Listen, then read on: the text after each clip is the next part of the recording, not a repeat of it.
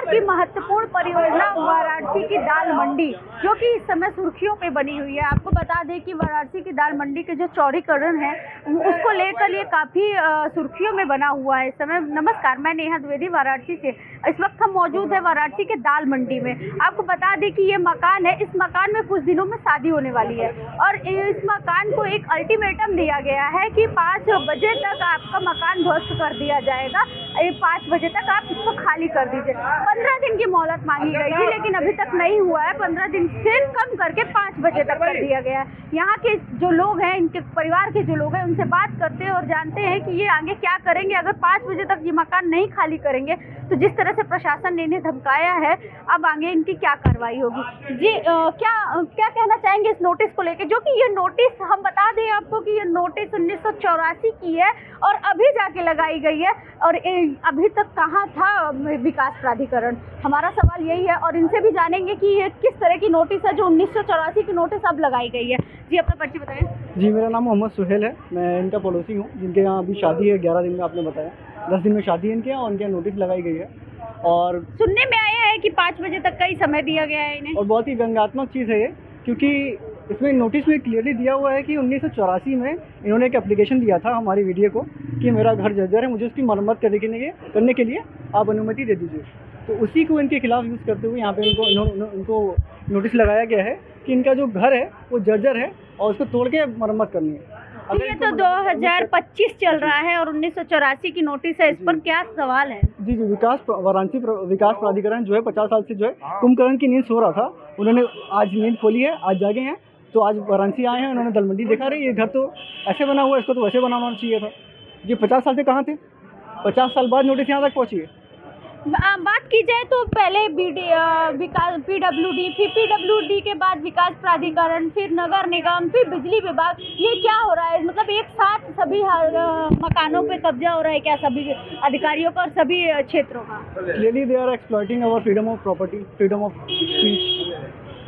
जैसा कि आपको दिख ही रहा है कि कितना हमें टॉर्चर किया जा रहा है, मेंटली दबाव बनाया जा रहा है बाकी लोगों पर, एक लोगों को 2 लोगों को टारगेट करके। धीरे धीरे ये सबको टारगेट कर रहे हैं और मेंटल प्रेशर बना रहे हैं। फोर्स लेकर के आ रहे हैं, 200-300 पुलिसकर्मी लेके आ रहे हैं घर पे और माइक लेकर बोल रहे हैं कि आपका मकान खाली कर दीजिए शाम तक, नहीं तो हम खुद गिरा देंगे। इनके घर में शादी है, कैसे मकान खाली करेंगे? वही बात है ना कि 10 दिन में शादी है, तो इनकी मानसिक स्थिति आप समझ सकते हैं क्या हाल होगा उस समय।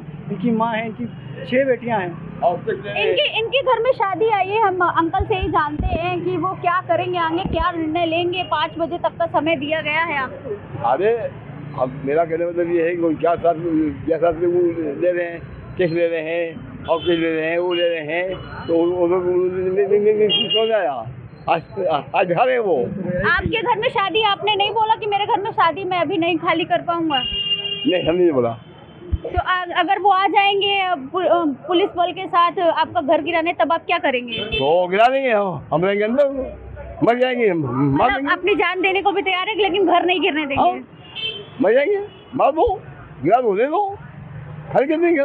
आप देख रहे हैं कि घर के मालिक है, ये कह रहे हैं कि अगर हमारा घर है, हम अपनी सुरक्षा से इसे नहीं देना चाहते हैं, तो आप हमें मार के ले लो अगर लेना चाहते हो। ये कुछ और भी लोग हैं, उनसे भी जानते हैं। भैया, ये नोटिस किस तरह से चिपकाई गई है? नोटिस का मसला देखिए, 1984 में इनको नोटिस दिया जाता है, फिर इन्होंने 1985 में इस नोटिस का जवाब दिया, उसकी रिसीविंग हुई, जो भी मरम्मत का कार्य वो भी हो गया। तो ये 40 साल बाद नोटिस आने का मतलब क्या है, मतलब वो भी नहीं बता पा रहे हैं। हाँ, तो आगे इनका कहना है कि हम घर अपना नहीं देंगे। इस पर आप लोग कितना इनका साथ देंगे? किस तरह नहीं देगा? सब लोग साथ है, कोई क्यों देगा मकान अपना?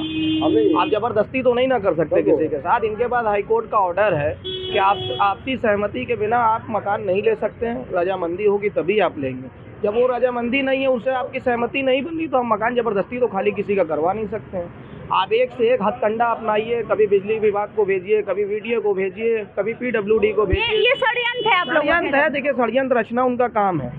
और पहली बात कि इस मकान पे ना आपको 1 रुपये बिजली का बिल बाकी दिखाई देगा, ना जलकल दिखाई देगा, ना हाउस टैक्स दिखाई देगा। तो इनके मकान पर इनको कोई नोटिस नहीं चिपकाते हुए दिखा, तो एक दूसरी नोटिस लाके चिपका दी। वो भी 1984 की। इस समय दाल मंडी में हर कलर की नोटिस आ चुकी है, पीली भी आई है, सफेद भी आई है, गुलाबी भी आई है, पीछे के 2-3 मकान टूट चुके हैं, क्या उन्हें अच्छा मुआवजा मिला है? मिला होगा, वो दे दिए होंगे। आप लोग मुआवजा भी लेने मुआवजा लेने के लिए क्यों तैयार रहेगा कोई? भाई बसाएंगे कहाँ, आप ये बताइए ना। उजाड़ने से पहले कहाँ बसाइएगा, ये बताइए आप। मतलब आप लोग को कोई ऑप्शन ही नहीं दिया? नहीं, ऊपर रहना है, नीचे वो रोजगार है, उसका रोजगार भी गया, रहने के लिए भी गया, तो रहेगा कहाँ आदमी, काम कहाँ करेगा बताइए। मतलब मुआवजे तक भी नहीं, उसकी कुछ व्यवस्था बनाइए ना, क्यों जाएंगे मुआवजे के लिए? और ना मुआवजा दे पाएंगे ना हम ले पाएंगे, बात यहीं पे खत्म हो जाती है। यहाँ पे जैसे 100 कुछ मकान आ रहे हैं रास्ते में चौड़ीकरण में, इसमें कुल कितने लोगों का बेरोजगार होने की संभावना है? आप कम से कम जोड़ लीजिए ना कि 10,000 दुकान है, एक दुकान पे भी 4 आदमी को भी आप जोड़ेंगे तो 40,000 लोग होते हैं। मतलब कि ये चौड़ीकरण के नाम पे जो हो रहा है, लोगों को बेरोजगार किया जा रहा है। बेरोजगार नहीं, देखिए वो तरह तरह के उनके पास एंगल हैं, क्यों किया जा रहा है वो सबको पता है। 190 मकान यहाँ पे तोड़ने के लिए आप तैयार होते हैं, बगल में एक रोड जाती है वहाँ पे 40 मकान है, वो नहीं तोड़ने के लिए आप तैयार होते हैं। तो आपकी मंशा क्या है, पहले ये नहीं साफ होती है।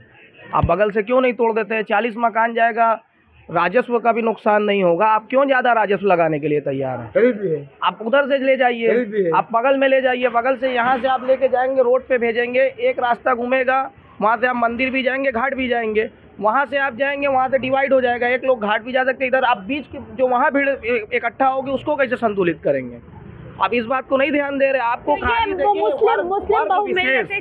वर्ग विशेष ये सरकारी धर्म के नाम पे चल रही है, ये धर्म के नाम पे, लेकिन उनको ये नहीं पता है कि दाल मंडी में हिंदू की भी दुकान है और मुसलमान की भी दुकान है, मकान भी हिंदू का है, मुसलमान का भी मकान है। ये जो धर्म की राजनीति हो रही है, अब सुनने में आ रहा है कि कुछ राजनेता भी उतर आए हैं दाल मंडी के प्रकरण में, ये क्या है? जनता के साथ हैं, वो अपना बयान दे रहे हैं, सपोर्ट की बात कर रहे हैं, तो अच्छी बात है। लेकिन देखिए, लोकतंत्र में इतनी ताकत नहीं है इस समय देश में कि एक सांसद अगर आना चाहता है जनता के बीच में, उसको भी आने नहीं दिया जा रहा है। तो इससे आप लोकतंत्र कहाँ समझेंगे? लोकतंत्र खत्म हो चुका है देश में। ये जो दाल मंडी चुने हुए सांसद को आप जनता के बीच आने नहीं देते हैं। अगर वो आके अगर जनता की बात उठा देता तो आपकी सरकार तो हिल नहीं सकती थी, तो आप उसको क्यों नहीं आने देते हैं? वो 2-3 कोशिश किया आने के लिए, आज उसको आप IMA बिल्डिंग में आप उसको देखिए, चुने हुए सांसद से ये लोग झूठ बोल रहे, तो आम जनता की क्या बात? उनसे आपने कहा कि 10 तारीख को हम आपको पहुंचाएंगे ले जाके दाल मंडी, कल नहीं आने दिया उन्होंने धरने। कल उनसे आपने कहा कि IMA बिल्डिंग में आपकी बैठक करवाएंगे, IMA बिल्डिंग भी आज कैंसिल करवा के आज उनके घर में आप बैठक करवा रहे हैं कि यहाँ से लोग पहुँच ही ना पाए वहाँ तक। तो आप जब चुने हुए सांसद से झूठ बोल सकते हैं तो यहाँ की जनता तो कुछ नहीं है। आपके वाराणसी के सांसद प्रधानमंत्री नरेंद्र मोदी हैं, क्या वहाँ तक बात पहुँच रही है? क्योंकि वहाँ ये तो बनारस के सांसद हुए ना। तो किसी की नहीं चल रही है इस सरकार में, किसी की नहीं चल रही है, ये समझ लीजिए कि नहीं बात वहाँ पहुँचने वाली, वो अपनी बात खाली करते हैं। अब आप देखिए ना, प्रधानमंत्री का देश में मन कहाँ लगता है? आज लाल किले पे सब कल हमला होता है, RDX ब्लास्ट होता है, 13-14 आदमी मर जाते हैं, आज प्रधानमंत्री भूटान चला जाता है। तो प्रधानमंत्री को जब दिल्ली जिस जगह वो रहता है उसकी चिंता नहीं, वो दाल मंडी की चिंता कहाँ से करेगा? पहले ये बताइए आप। दाल मंडी जो इस समय बनी हुई है, माहौल बना हुआ है दाल मंडी का, क्या लगता है कि आने वाले चुनाव में सरकार हिल जाएगी? सरकार हिलना तो तय है, वो तो अलग बात है। सरकार तो 24 में भी हिल चुकी थी, हो सकता है कि 14 तारीख को बिहार का नतीजा उसके बाद ही सरकार हिल जाए। सरकार तो तब भी हिल सकती है। किसी के सहारे आप चल रहे हैं, वो सहारा भी बेसहारा होने वाला है। क्या कहना चाहेंगे और क्या आगे रणनीति होगी आप लोगों की? देखिए, लोग हाईकोर्ट का रुख फिर अपनाने की तैयारी में हैं, लेकिन ये लोग प्रताड़ित कर रहे हैं। जो लोग आगे आना चाह रहे हैं उनको दबाया जा रहा है, डराया धमकाया जा रहा है। कल ADM सिटी ने एक लोग से कहा कि आप तरह तरह से मीडिया पे बाइट दे रहे हैं, आपको हम देख लेंगे। चल रहा है, अब देखिए क्या होता है। यहाँ के स्थानीय लोगों का कहना है कि हमें डराया और धमकाया जा रहा है और ज़बरदस्ती हमारा मकान लेने की कोशिश की जा रही है। हम अपना मकान नहीं देना चाहते तो सरकार हमसे ज़बरदस्ती नहीं कर सकती है। अगर वो ज़बरदस्ती करेगी तो हम अपनी जान भी देने के लिए तैयार है। वाराणसी से नेहा द्विवेदी की रिपोर्ट।